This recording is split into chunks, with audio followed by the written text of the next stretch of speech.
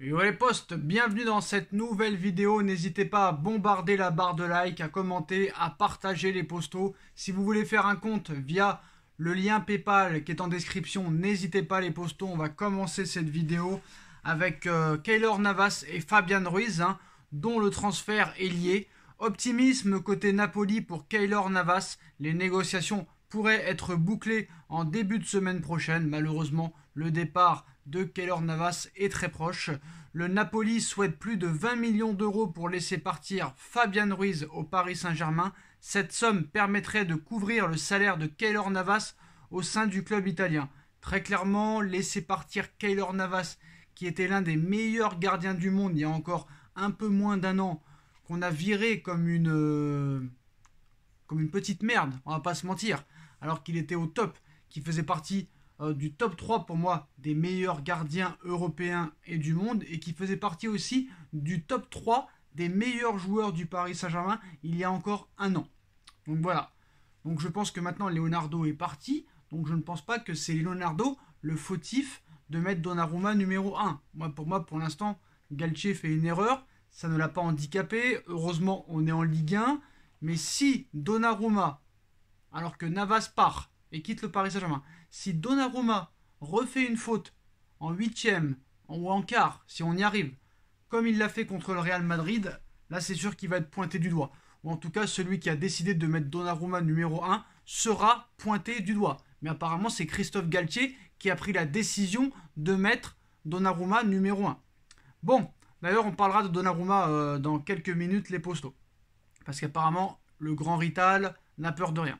Bon, ça va bouger du côté des départs. Les discussions entre Everton et Idrissa Gueye ont repris ces dernières heures. On espère que Everton fasse une offre au Paris Saint-Germain pour laisser partir Idrissa Gueye. Herrera a résilié son contrat. Bon, Leandro Paredes devrait quitter le Paris Saint-Germain dans les prochains jours, normalement en début de semaine. Donc ça va se faire aussi peut-être à la toute fin du mercato. Donc ça, c'est très intéressant, surtout à 15 millions d'euros. On a vu qu'il y a peut-être un autre club que la Juventus de Turin qui pourrait être intéressé par Leandro Paredes, même si la Juve reste favorite. Donc on verra ça plus tard dans la journée, je pense, ou même dans ce week-end. Mais les postos, on va parler de Donnarumma. De Donnarumma qui a dit quelque chose devant les journalistes, devant les médias, d'assez intéressant. Qu'on pourrait peut-être, si on réfléchit bien, peut-être pas si sérieux que ça. Parce qu'il dit ça au second degré, avec ironie. C'est-à-dire qu'il ironise la chose. Très clairement, on peut penser qu'il n'est pas sérieux. Mais quand tu lis ses propos, quand tu lis entre les lignes ses mots, tu peux peut-être te poser la question s'il n'est pas sérieux ou non. Très clairement. Donc on va voir tout ça un petit peu ensemble. Donc on va revenir, sans y revenir très clairement, sur le clash et le penalty gate, surtout Neymar-Mbappé.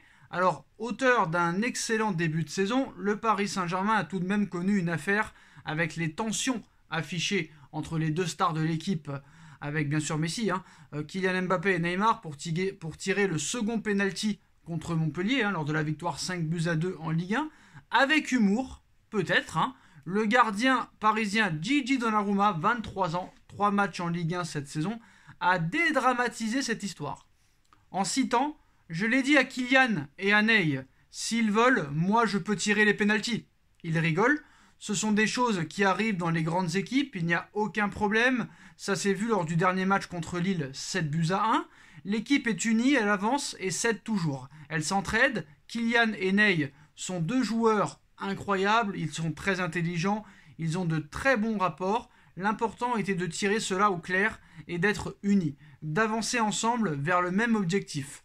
C'est le plus important, a insisté l'Italien dans une interview donnée à Amazon Prime.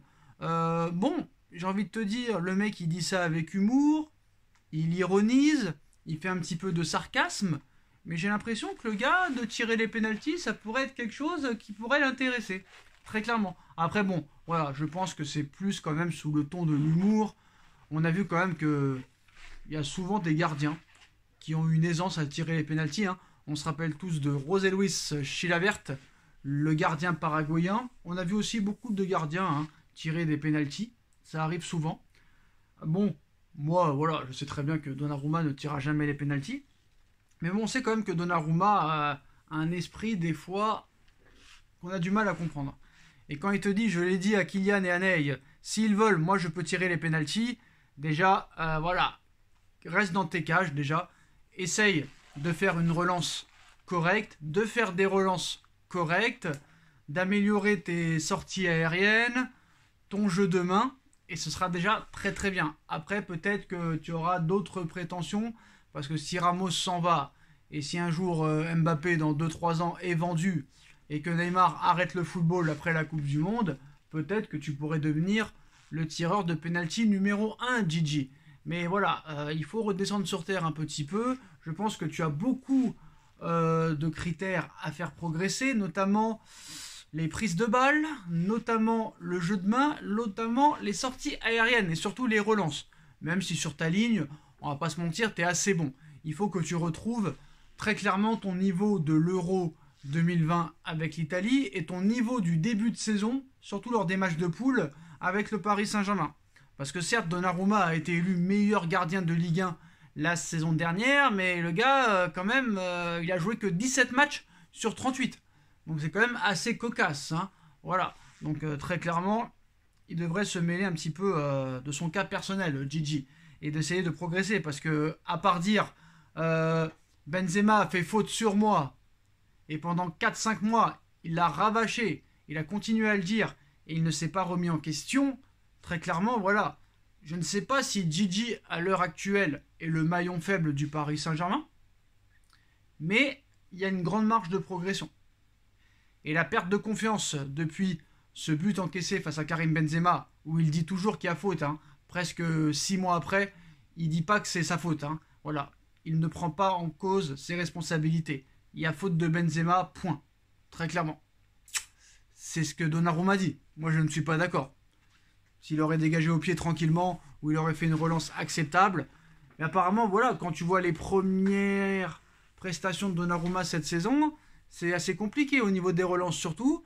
Apparemment, bon, c'est quand même une consigne de Galtier cette saison pour que les adversaires arrivent à presser, pour que après, une fois que le PSG relance proprement, ils puissent attaquer tranquillement et faire peur à l'adversaire offensivement. J'ai envie de te dire, pourquoi pas. Donc voilà les postos, hein, dites-moi en commentaire ce que vous avez pensé de cette petite interview de Donnarumma qui dit, entre guillemets, hein, qui dit en ironisant, je l'ai dit à Kylian et Ney, s'ils veulent, moi je peux tirer les pénaltys. Donc voilà, j'ai envie de te dire un jour, hein, pourquoi pas, mais essaye d'abord, toi, de progresser et de devenir irréprochable. Voilà les postos, hein, dites-moi en commentaire ce que vous en pensez. On like, on partage, on commente, on s'abonne les postos et on se retrouve très vite pour une nouvelle vidéo. Tchuss.